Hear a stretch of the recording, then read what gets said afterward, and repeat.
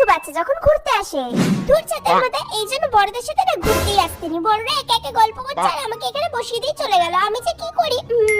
Idea, চুপি চুপি বাইরে চলে যাই, কেউ বুঝতেই পারবে না। এই তো এখানে মা বাবা কেউ নেই, এখানেই আমি মজা করব। কি করি? এই তো এখানে একটা বড় দড়ি আছে, এইটা দিয়ে আমি আজকে মাছ ধরবো। কত জল! বাচ্চা কি করছিস রে তুই? না না আঙ্কেল, কিছু করছি না। ওর বাবা, এই কাকুটার জন্য একটু খেলতেও পারবো না, ভালো লাগে না।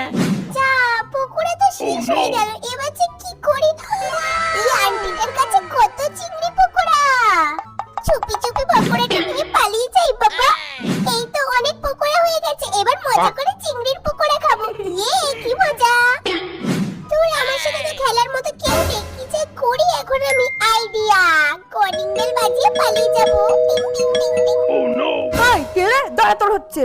এই কাকুটাকে ধরে নিয়েছে, তাড়াতাড়ি